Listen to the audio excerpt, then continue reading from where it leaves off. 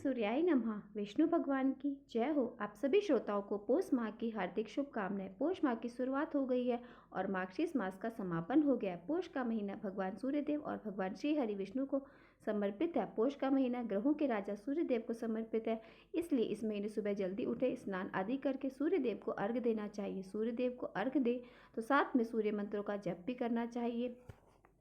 उसके लिए मैं आपको मंत्र बता रही हूँ। आप चाहें तो इस मंत्र का जप कर सकते हैं। ओम घरणीसूर्याय नमः, ओम अदिताय नमः, ओम भास्कराय नमः। इन 3 मंत्रों को 3-3 बार बोलना चाहिए। फिर जहाँ खड़े होते हैं अर्घ देने के लिए वहीं पर परिक्रमा लगानी चाहिए 3 बार। ऐसा करने से भास्कर देव हम सब पर बहुत प्रसन्न होते हैं। जब भी आप सूर्यदेव को अर्घ दें तो ध्यान रखें तांबे के लोटे से अर्घ देना चाहिए। तांबे के लोटे में शुद्ध जल भर लें, उसमें रोली डाल लें और संभव हो तो लाल फूल और चीनी डालकर सूर्यदेव को अर्घ देना चाहिए।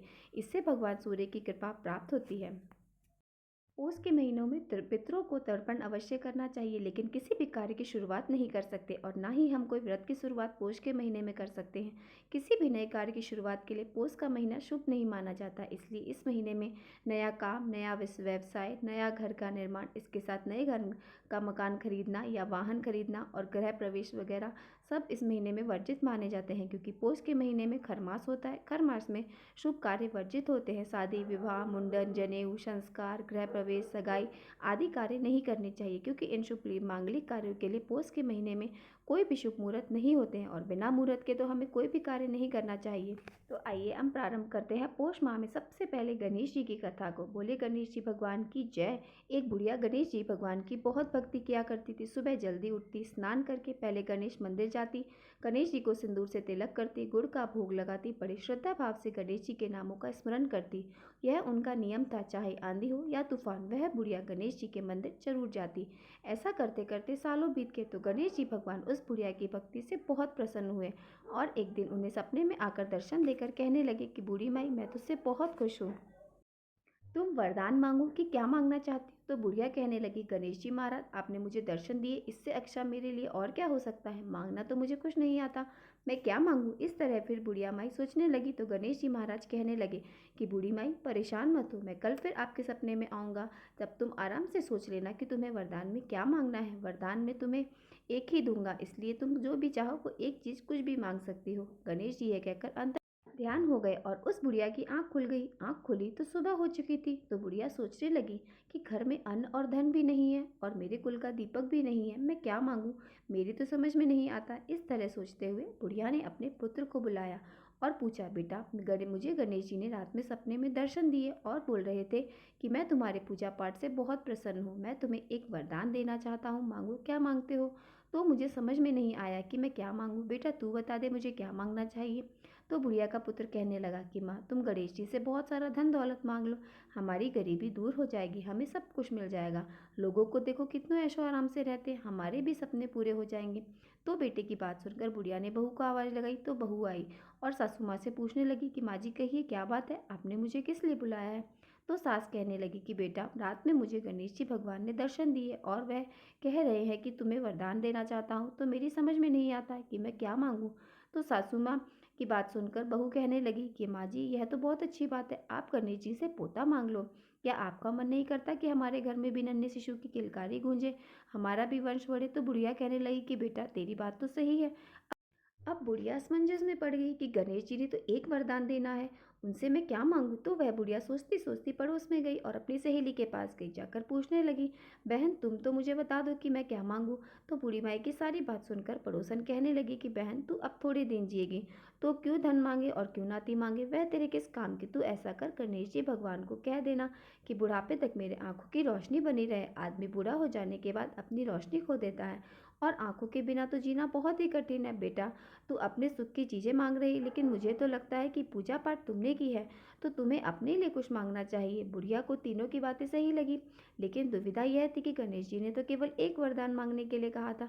तो बुढ़िया ने अपने मन में विचार किया और सो गई। गणेश जी बुढ़िया के सपने में दर्शन दिए और कहने लगे, बूढ़ी माई मांगो वरदान, क्या मांगना चाहती हो। तो बुढ़िया कहने लगी, प्रभु मुझे तो कुछ नहीं चाहिए, मेरी तो एक ही इच्छा है, मैं अपने पोते को सोने की थाली के चम्मच से भोजन करता हुआ देखूं।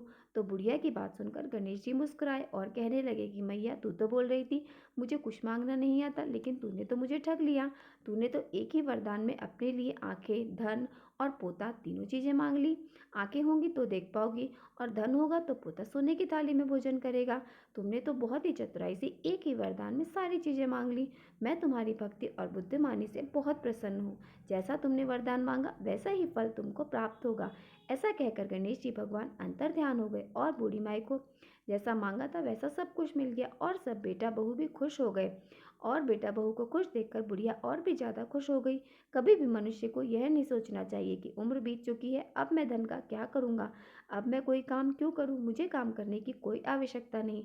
ऐसा मन में कभी नहीं लाना चाहिए। जब तक जिंदा है हमें अपने और अपने परिवार के लिए कुछ न कुछ करते रहना चाहिए। घर का बुजुर्ग सदस्य घर की चारदीवारी होती है। अब सोचे बिना चारदीवारी का क्या हाल होगा, इसलिए ना तो कभी यह सोचना चाहिए कि मुझे अब कोई चीज़ की आवश्यकता नहीं और ना ही कभी शिक्षा कभी दूसरों को देनी चाहिए। हमें अपने परिवार को प्रेम की डोरी से बांध कर रखना चाहिए।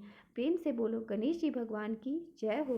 अब सुनते हैं दूसरी कहानी, ग्रहों के राजा हमारे प्रत्यक्ष देवता सूर्य देव की कहानी। बोलो सूर्य नारायण की जय हो। पुराने समय की बात है, एक बुढ़िया रहती थी। वह नियमित रूप से रविवार का व्रत किया करती थी। रविवार के दिन सूर्योदय से पहले उठती, स्नान आदि से निवृत्त होकर घर के आंगन को गाय गोबर से लीपकर स्वच्छ किया करती। उसके बाद सूर्य भगवान की पूजा करते हुए रविवार का व्रत रखती। रविवार कथा सुनकर सूर्य भगवान को अर्घ्य देती। फिर पूरा दिन सूर्य देवता का स्मरण करते हुए दिन व्यतीत करती और शाम को एक ही समय भोजन करती थी। भोजन में वह कभी नमक नहीं खाती थी। इस तरह पूरे श्रद्धा भाव से सूर्य देवता की पूजा और व्रत किया करती थी। भगवान सूर्य देवी उसकी भक्ति भाव से बहुत प्रसन्न थे। बुढ़िया को किसी भी तरह की कोई चिंता नहीं थी। उसके घर में धन धान्य सब कुछ था। तो उस बुढ़िया को सुखी देखकर उसकी पड़ोसन बहुत जलती थी। बुढ़िया के गाय नहीं थी तो वह बुढ़िया उस पड़ोसन के घर से ही गाय का गोबर लाकर अपने आंगन को लीपती थी। तो बड़े सोचने लगी कि अगर बुढ़िया को गाय का गोबर ना मिले तो वह आंगन कैसे लीपेगी, और आंगन नहीं लीप पाएगा तो रविवार का व्रत और पूजा पाठ कैसे करेगी। मैं ऐसा करता हूँ, शनिवार के दिन शाम को ही गाय को घर के अंदर बांध लूंगी और फिर देखती हूँ बुढ़िया गाय का गोबर कहाँ से लाती है। तो पड़ोसन ने जैसा सोचा उसने वैसा ही किया। शनिवार के दिन शाम को गाय का गोबर घर के अंदर गाय को अंदर बांधा तो गाय का गोबर भी अंदर ही था। अब दूसरे दिन रविवार को बुढ़िया जल्दी उठी, स्नान किया और फिर गाय का गोबर लेने के लिए घर से बाहर निकली तो देखा कि पड़ोसन की गाय भी नहीं है वहां पर। तो यह देखकर बुढ़िया बहुत परेशान हो गई। सोचने लगी कि अब मैं क्या करूं, आंगन कैसे लिपूं, अगर आंगन नहीं लिपा तो सूर्य भगवान का भोग कैसे लगाऊंगी। तो इसी तरह विचार करते हुए बुढ़िया ने सारा दिन गुजार दिया, ना आंगन लिपा और ना भगवान को भोग लगाया और ना स्वयं भोजन किया। सूर्यास्त हो गया।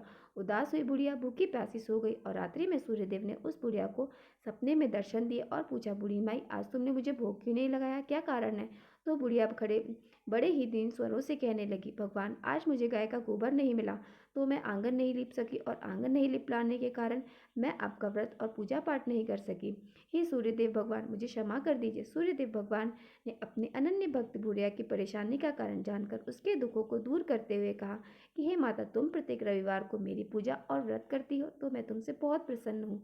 तुम्हें मुझसे माफ़ी मांगने की कोई जरूरत नहीं है। मैं तुम्हें ऐसे गाय का आशीर्वाद देता हूँ जिसके आने से तुम्हारा घर धन धान्य से भर जाएगा और तुम्हारी सारी मनोकामनाएं पूर्ण होंगी। क्योंकि मैं रविवार के व्रत करने व कथा सुनने वालों की हर इच्छाएं पूर्ण करता हूँ। तो सपने में ऐसा कहकर सूर्यदेव अंतर ध्यान हो गए। प्रातःकाल हुआ और बुढ़िया माई की आंख खुली तो घर के आंगन में बहुत सुंदर सी गाय और बछड़ा खड़ा था। यह देखकर बहुत ही हैरान हुई, साथ ही खुश भी हुई। जल्दी से खड़ी हुई और गाय को आंगन में लाकर बांध दिया। जल्दी से लाकर चारा खिलाया, उसका दूध निकाला तो गाय ने बाल्टी भर दूध दिया। तभी उसकी पड़ोसन ने देखा कि बुढ़िया के आंगन में बहुत सुंदर गाय और बछड़ा बंधा है। तो वह और भी अधिक जलने लगी कि पता नहीं ये बुढ़िया कहाँ से लेकर आई है। तभी पड़ोसन ने देखा कि गाय ने तो सोने का गोबर किया है। तो सोने का गोबर देखकर पड़ोसन की आंखें तो फटी रह गई। अब पड़ोसन देखने लगी कि बुढ़िया कहीं दिखाई नहीं दी तो वह जल्दी से अपने घर गई और अपनी गाय का गोबर उठाया और पड़ोस के घर जाकर उस गोबर को रखाई और सोने का गोबर अपने घर ले आई। अब वह रोजाना ऐसे करने लगी। कुछ ही दिनों में पड़ोसन तो धनवान हो गई। गाय प्रतिदिन सूर्यदेव से पूर्व जो गोबर करती वह सोने का किया करती थी और बुढ़िया के उठने से पहले पड़ोसन उस गोबर को उठाकर ले जाती थी। लेकिन बुढ़िया को सोने के गोबर के बारे में कुछ पता नहीं था। वह तो पहले की तरह ही पूरे श्रद्धा भाव से रविवार को भगवान सूर्यदेव का व्रत करती, कथा सुनती, करके आंगन को गाय के गोबर से लीप कर स्वच्छ करती। लेकिन सूर्य भगवान को जब पड़ोसन की चालाकी का पता चला तो उन्होंने सोचा कि यह तो सही नहीं है, मुझे कुछ ना कुछ करना होगा। तो शनिवार के दिन सूर्यदेव ने जोर से आंधी चलाई। तो आंधी का प्रकोप देखकर बुढ़िया ने सोचा कि बछड़ा तो छोटा है, ऐसा करती हूँ गाय और बछड़े को कमरे के अंदर बांध देती हूँ। तो बुढ़िया ने गाय और बछड़े को अपने कमरे में बांध लिया और फिर सुबह हो गई। सुबह उठकर देखा तो गाय ने सोने का गोबर किया था। उसे देखकर आश्चर्य हुआ और सोचने लगी गाय रोजाना सोने का गोबर तो नहीं करती। फिर उसे समझ में आ गया कि जरूर गोबर तो सोने का करती है, पड़ोसन उठा कर ले जाती होगी, तभी तो गाय मेरे घर पर आई है और धनवान वो हो गई है। अब बूढ़ी माई गाय का रोजाना अपने घर के अंदर बांधने लगी। अब पड़ोसन को सोने का गोबर नहीं मिलता। अब बुढ़िया तो थोड़े ही दिनों में धनवान हो गई और परदेश गया हुआ बुढ़िया का बेटा भी वापस आ गया।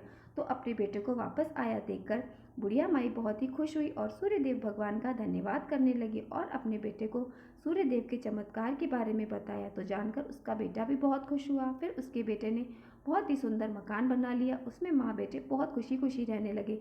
थोड़े दिनों बाद बुढ़िया ने अपने बेटे का विवाह भी कर दिया। अब इतनी खुशी देखकर उसकी पड़ोसन और भी जल भुन गई। वह सोचने लगी किस तरह बुढ़िया को परेशान करूं जिससे उसकी सारी खुशियां खत्म हो जाए। मैं इसे सुखी नहीं देख सकती। तो उसने सोचते हुए अपने पति को समझा बुझाकर उस नगर के राजा के पास भेज दिया। तो उसका पति राजा के पास गया और कहने लगा, महाराज हमारे पड़ोस में एक बुढ़िया रहती है, उसके पास एक चमत्कारी गाय है, वह रोजाना सूर्योदय होने से पहले सोने का गोबर करती है। तो मैं चाहता हूँ ऐसी सोने का गोबर वाली गाय को राजमहल में होना चाहिए। उस बुढ़िया के पास ऐसी गाय का क्या काम। तो सुनकर राजा को बड़ी हैरानी हुई और राजा ने तुरंत अपने सैनिकों को भेजकर कहा कि तुम जाओ और उस बुढ़िया के पास से गाय लेकर आ जाओ। तो राजा का आदेश पाकर सैनिक बुढ़िया के घर गए। जैसे ही सैनिक उस बुढ़िया के घर पहुंचे तो उस समय बूढ़ी माई सूर्य भगवान को भोग लगाकर स्वयं भोजन करने बैठी थी। तो राजा के सैनिकों ने कहा कि बूढ़ी माई तुम्हारी ये गाय हमें राजमहल में ले जाकर जाने दो, क्योंकि ये राजा का आदेश है। तो बूढ़ी माई ने कहा कि यह गाय मुझे सूर्यदेव भगवान ने दी है, मैं इसके गोबर से घर के आंगन को लीप कर स्वच्छ करती हूँ, आप मेरी गाय को मत लेकर जाओ। अगर आप गाय को ले गए तो मैं सूर्य भगवान की पूजा कैसे क्या करूंगी। तो सैनिकों ने बुढ़िया की एक नहीं सुनी। बेचारी बुढ़िया बहुत रोई चिल्लाई, लेकिन राजा के सैनिक नहीं माने। गाय व बछड़े को लेकर चले गए। गाय के चले जाने के बाद में बुढ़िया बहुत दुखी हुई। उस दिन उसने कुछ नहीं खाया। अपनी माँ को उदास देखकर उसका बेटा कहने लगा, माँ तुम इस तरह उदास मत हो, तुम भोजन कर लो, बीमार पड़ जाओगी, राजा के आदेश के आगे हम कुछ नहीं कर सकते। आप इतना ही सोच लो कि भगवान ने हमें इतने ही दिन के लिए गाय दी थी, मैं आपके लिए एक और अच्छी सी गाय खरीद के ले आऊँगा। पर बूढ़ी माई कहने लगी कि वह गाय तो मुझे भगवान ने दी थी। मुझे इस तरह से कहकर वह रोने लगी और रोते रोते भूखी प्यासी ही सो गई और सारी रात सूर्य भगवान से गाय व बछड़े के लौटने की प्रार्थना करती रही। उधर राजा गाय को देखकर बहुत ही खुश हुआ और एक सुंदर से कमरे के अंदर गाय को बंधवा दिया और सोचने लगा कि अब तो मैं माला माल हो जाऊंगा। यह सोचते हुए राजा सो गया, परंतु खुशी के मारे नींद नहीं आ रही थी। सुबह हुई तो उठते ही राजा जल्दी से अपने कक्ष से बाहर निकले, यह सोचते हुए कि जाकर देखता हूँ गाय के सोने का गोबर कैसा किया है। तो जैसे ही उसने कमरे का दरवाज़ा खोला तो बहुत ही बुरी दुर्गंध आ रही थी। राजा की समझ में नहीं आ रहा था कि यह सब क्या हुआ। तो राजा ने बाहर निकल कर गाय के कमरे की ओर देखा तो बाहर तक लीद पसरी हुई थी और सारा राजमहल दुर्गंध से भर गया था। यह देखकर राजा को बहुत गुस्सा आया और उन्होंने अपने सैनिकों को आदेश दिया कि तुम जल्दी से जाओ और उस बुढ़िया को यहाँ लेकर आओ। तो सैनिक राजा का आदेश पाकर बुढ़िया के घर की ओर चल पड़े। जाकर देखा बुढ़िया तो घर के बाहर बैठी रो रही थी। तो उसे देखकर कहने लगे, आपको राजा ने बुलाया है, हमारे साथ चलो। बुढ़िया उन सैनिकों के साथ चल पड़ी। जैसे ही राज दरबार में पहुंची, हाथ जोड़कर राजा को प्रणाम किया और आंसू बहाती रही।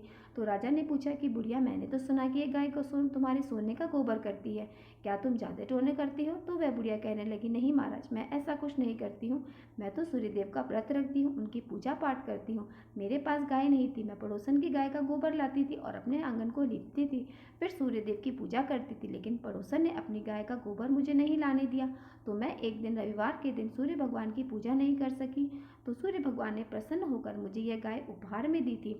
महाराज, मेरे यहाँ सूर्योदय से पहले गाय सोने का गोबर करती है। तो राजा कहने लगे कि मेरा तो सारा राजमहल लीद से भरा पड़ा है और बुरी तरह से दुर्गंध आ रही है। बुढ़िया ने कहा, महाराज इस विषय में मैं कुछ नहीं पता, मैंने आपसे जो कुछ कहा वह सब कुछ सत्य है। तो राजा को समझ में आ गया कि यह सब सूर्यदेव का प्रकोप है। फिर राजा ने जाकर बुढ़िया के पड़ोसन और उसके पति को बुलवाया, फिर उन दोनों को उनकी दुष्टता के लिए दंड दिया और बुढ़िया माई को अपनी पत्नी की गलती के लिए क्षमा मांगा और फिर गाय बछड़े के साथ बूढ़ी माई को खूब धन देकर विदा किया। राजा ने पूरे राज्य में घोषणा करवाई कि सारी स्त्री और पुरुष रविवार के व्रत किया करेंगे। रविवार का व्रत कर से सभी के लोगों में घर के धन धान्य भर जाएंगे, चारों ओर खुशहाली छा जाएगी। और ऐसा ही हुआ, सभी लोगों के शारीरिक कष्ट दूर हो गए। सारे राज्य में सारे स्त्री पुरुष पूर्वक रहने लगे और जीवन यापन करने लगे। बोलो सूर्य भगवान की जय हो। अब हम सुनेंगे पौष मास के महात्म का अगला, इसलिए सप्तमी कल्प का आप पुनः मुझे फिर से विस्तार से वर्णन कीजिए। तब मुनि कहने लगे, हे राजन, इस विषय में भगवान श्री कृष्ण और उनके पुत्र शाम का जो परस्पर संवाद हुआ उसी का मैं वर्णन करने जा रहा हूँ, आप ध्यानपूर्वक सुनिए। एक समय सांब ने अपने पिता भगवान श्री कृष्ण से पूछा, पिताजी, मनुष्य संसार में जन्म ग्रहण कर कौन सा कर्म करे जिससे उसे दुख ना हो, उसे मनवांछित फलों की भी प्राप्ति हो, स्वर्ग लोक को प्राप्त कर ले और मुक्ति भी प्राप्त कर सके। कृपया आप इन सभी का वर्णन करें। मेरा इन संसार में अनेक प्रकार की आदि व्याधियों को देखकर अत्यंत मन उदास हो रहा है। मुझे क्षण मात्र भी जीने की इच्छा नहीं होती। अतः आप कृपा कर ऐसा उपाय बताएं कि जितने दिन भी संसार में रहा जाए यह आदि व्याधि पीड़ित ना कर सके और फिर इस संसार में जन्म ना हो, अर्थात मोक्ष प्राप्त हो जाए। तब भगवान श्री कृष्ण ने कहा, हे वत्स, देवताओं के प्रसाद से, उनके अनुग्रह से और उनकी आराधना करने से यह सब कुछ प्राप्त हो सकता है। देवताओं की आराधना ही परम उपाय है। देवता अनुमान और आगम प्रमाणों से सिद्ध होते हैं। विशिष्ट पुरुष विशिष्ट देवता की आराधना करे तो यह विशिष्ट फल की प्राप्ति कर सकता है। तब सामने कहा, महाराज, प्रथम तो देवताओं के अस्तित्व में ही संदेह है। कुछ लोग कहते हैं देवता है और कुछ लोग कहते हैं देवता है ही नहीं। फिर विशिष्ट देवता भला किन्हें समझा जाए। भगवान श्री कृष्ण कहने लगे, वत्स, आगम से, अनुमान से और प्रत्यक्ष से देवताओं का होना सिद्ध होता है। सांप ने फिर कहा, देवता प्रत्यक्ष सिद्ध हो सकते हैं तो फिर उनके साधन के लिए अनुमान और आगम प्रमाण की कुछ भी अपेक्षा नहीं है। श्री कृष्ण कहने लगे, वत्स, सभी देवता प्रत्यक्ष नहीं होते। शास्त्र और अनुमान से ही हजारों देवताओं का होना सिद्ध माना गया है। सांब ने फिर से कहा, पिताजी, फिर जो देवता प्रत्यक्ष है और विशिष्ट और अविशिष्ट फल को देने वाले हैं, पहले आप उन्हीं का वर्णन कीजिए। अनंतन शास्त्र और अनुमान से सिद्ध होने वाले देवताओं का वर्णन करें। श्री कृष्ण कहने लगे, प्रत्यक्ष देवता जो संसार के नेत्र स्वरूप भगवान सूर्य नारायण ही है, इनसे बढ़कर दूसरा कोई देवता नहीं। संपूर्ण जगत इन्हीं से उत्पन्न हुआ और अंत में इन्हीं में विलीन हो जाएगा। सत्य, आदि, युग और काल की गणना नहीं की जा सकती। यह गुण, ग्रह, नक्षत्र, योग, करुण, राशि, आदित्य, वसु, रुद्र, वायु, अग्नि, अश्विन, कुमार, इंद्र, प्रजापति, दिशाएं, भुवस्वाहा, ये सभी लोक और पर्वत, नदी, समुद्र, नाग तथा संपूर्ण भूत ग्राम की उत्पत्ति के एकमात्र हेतु भगवान सूर्य नारायण ही है। यह संपूर्ण चराचर जगत इनकी ही इच्छा से उत्पन्न हुआ है, इन्हीं की इच्छा से स्थित है और सभी इनकी ही इच्छा से यहाँ पर अपने व्यवहार में प्रवृत्त हैं। इन्हीं के अनुग्रह से यह सारा संसार प्रयत्नशील दिखाई देता है। सूर्य भगवान के उदय के साथ जगत का उदय और उनके अस्त होने के साथ जगत का अस्त हो जाता है। इससे अधिक न कोई देवता हुआ और ना ही कभी हो सकेगा। वेदादि शास्त्रों तथा इतिहास पुराणों में इनकी परमात्मा, अंतरात्मा आदि शब्दों से प्रतिपादन किया गया है और यह सर्वत्र व्याप्त है। इनके संपूर्ण गुणों और प्रभाव का वर्णन 100 वर्षों में भी नहीं किया जा सकता। बस इसीलिए दिवाकर, गुणाकर, सबके स्वामी, सबके श्रेष्ठा और सबके संहार करने वाले भी यही कहे गए हैं। यह स्वयं अव्यय है। जो पुरुष सूर्यमंडल की रचना कर प्रातः, मध्याह्न और सायं उनकी पूजा कर उपस्थ करता है, वह परम गति को प्राप्त करता है। फिर जो प्रत्यक्ष सूर्य नारायण की भक्ति पूर्वक पूजन करता है, उसके लिए कौन सा पदार्थ दुर्लभ है। और जो अपनी अंतरात्मा में ही मंडल स्तर भगवान सूर्य को अपनी बुद्धि द्वारा निश्चित कर लेता हो, ऐसा समझकर वह उनका ध्यान पूर्वक पूजन, हवन, जप करता है, वह सभी कामनाओं को प्राप्त कर लेता है और अंत में इनके लोक को प्राप्त होता है। इसलिए हे पुत्र, यदि तुम इस संसार में सुख चाहते हो तो भक्ति तथा मुक्ति की इच्छा रखते हो तो विधि पूर्वक प्रत्यक्ष देवता भगवान सूर्य की तन्मयता से आराधना करो। इससे तुम्हें आध्यात्मिक और आदि दैविक और आदि भौतिक कोई भी दुख प्राप्त नहीं होंगे। जो सूर्य भगवान की शरण में जाते हैं उनको किसी प्रकार का भय नहीं होता। उन्हें इस लोक तथा परलोक में शाश्वत सुख भी प्राप्त होता है। स्वयं मैंने भगवान सूर्य की बहुत काल तक यथाविधि आराधना की है। उन्हीं की कृपा से मुझे यह दिव्य ज्ञान प्राप्त हुआ है। वत्स, इससे बढ़कर मनुष्य के हित का कोई और उपाय नहीं है। इसके बाद भगवान श्री सूर्य नारायण के नित्याचन का विधान बताते हुए भगवान श्री कृष्ण कहते हैं, हे वत्स, अब हम सूर्य नारायण की पूजा का विधान बताते हैं, जिसके करने से संपूर्ण पाप और विघ्न नष्ट हो जाते हैं और सभी मनोरथ की सिद्धि होती है, पुण्य की भी प्राप्ति होती है। प्रातः काल उठकर शौच आदि से निवृत्त होकर नदी के तट पर जाकर आचमन करना चाहिए। फिर सूर्योदय के समय मृतिका का शरीर पर लेपन अर्थात मिट्टी का शरीर पर लेपन कर स्नान करे, पुनः आचमन कर शुद्ध वस्त्र धारण करे और सप्ताक्षर मंत्र अर्थात खगोलकाय स्वाहा, ये सूर्य भगवान का मंत्र है, और भगवान को अर्घ्य दे। फिर हृदय में मंत्र का अध्ययन करे और सूर्य मंदिर में जाकर सूर्य देव की पूजा करें। सर्वप्रथम श्रद्धा पूर्वक रेचक और कुंभक नामक प्राणायाम करें। वायवी, महेंद्री और वारुणी धारा करके भूत शुद्धि की रीति से शरीर का शोषण, दहन, स्तंभन और प्राप्तवन करके अपने शरीर की शुद्धि कर ले। फिर अपने शुद्ध हृदय में भगवान श्री सूर्य की भावना करें, उन्हें प्रणाम करें। स्थूल सूक्ष्म शरीर इंद्रियों को अपने अपने स्थानों में उपन्यास करें और ओम खग स्वाहा वाहा नमः, ओम खम स्वाहा शीर्षे स्वाहा, ओम उल्का स्वाहा शिखाय वस्त, ओम स्वाहा स्वाहा कवचा हम, ओम स्वांग स्वाहा, इन मंत्रों से अंग व्यान्यास कर पूजन सामग्री का मूल मंत्र से अभिमंत्रित जल द्वारा पोषणों पुष्पा उपाचारों से भगवान सूर्य का पूजन करें। सूर्य नारायण की पूजा दिन के समय सूर्य मूर्ति में और रात्रि के समय अग्नि में करनी चाहिए। प्रभात काल में पूर्वाभिमुख अर्थात पूर्व की तरफ मुँह करके, सायंकाल में पश्चिम की ओर मुख करके, रात्रि में उत्तर की ओर और मुंह करके पूजन का विधान है। और ओम खग्ल स्वाहा इस सप्ताक्षर मंत्र का मूल मंत्र है। इससे सूर्यमंडल के बीच सटस्थल कमल का ध्यान कर उनके मध्य में सहत किरणों से दैदीप्यमान भगवान सूर्य नारायण की मूर्ति का ध्यान करें। फिर वह रक्त, चंदन, करवीर आदि रक्त पुष्पों, धूप, दीप, नैवेद्य, अनेक प्रकार के वस्त्र, आभूषण आदि उपचारों से पूजा करें अथवा रक्त चंदन से ताम्र पात्र में षटदल कमल बनाकर उनके मध्य में सभी उपचारों से भगवान सूर्य नारायण का पूजन करें। छहों दलों में षड्यंत्र पूजन कर उत्तर आदि दिशाओं में सोम आदि 8 ग्रहों का अर्चन करें और फिर अष्ट दिक्पालों तथा उनके आयुध को भी सभी दिशाओं में पूजन करें। नाम के आदि में प्रणव लगाकर अर्थात ओम लगाकर नाम को चतुर्थी विभक्ति युक्त करके अंत में नमः कहें, जैसे ओम सोमाय नमः इत्यादि। इस प्रकार नाम मंत्र से सबका पूजन करें। फिर व्यम मुद्रा, रवि मुद्रा, पद्म मुद्रा, महाश्वेत मुद्रा और अस्त मुद्रा दिखाएं। ये 5 मुद्राएं पूजा आप जप, ध्यान, अर्घ आदि के समय दिखानी चाहिए। इस प्रकार 1 वर्ष तक भक्ति पूर्वक तन्मयता के साथ भगवान सूर्य नारायण का पूजन करने से अभिष्ट मनोरथ की प्राप्ति होती है और बाद में मुक्ति भी मिल जाती है। इस विधि से पूजन करने पर रोगी रोग से मुक्त हो जाते हैं, धनहीन धन प्राप्त कर लेते हैं, राज्य भ्रष्ट को राज्य मिल जाता है, पुत्रहीन को पुत्र प्राप्त होता है और सूर्य नारायण का पूजन करने वाले पुरुष प्रज्ञा, मेघा तथा सभी समृद्धियों से संपन्न होता है और चिरंजीवी हो जाता है। इस विधि से पूजन करने पर कन्याओं को उत्तम वर्ण की कृपा, स्त्री को उत्तम सौभाग्य की तथा विद्यार्थी को सविद्या की प्राप्ति होती है। ऐसा सूर्य भगवान ने स्वयं अपने मुख से कहा है। इस प्रकार सूर्य भगवान का पूजन करने से धन, धान्य, संतान, पशु आदि की नित्य अभिवृद्धि होती है, मनुष्य निष्काम हो जाता है और अंत में उसे सद्गति प्राप्त होती है। नारायण नारायण। आज का अध्याय बस इतना ही। इसके आगे का वृत्तांत आप सभी अगले अध्याय में जरूर सुनिएगा। अगर आपको वीडियो पसंद आई हो तो वीडियो को लाइक और मेरे साथ जुड़े रहने के लिए चैनल को सब्सक्राइब अवश्य कर लीजिए। तो मिलते हैं हम अगले अध्याय में। सूर्य भगवान की जय हो। जय श्री हरि विष्णु।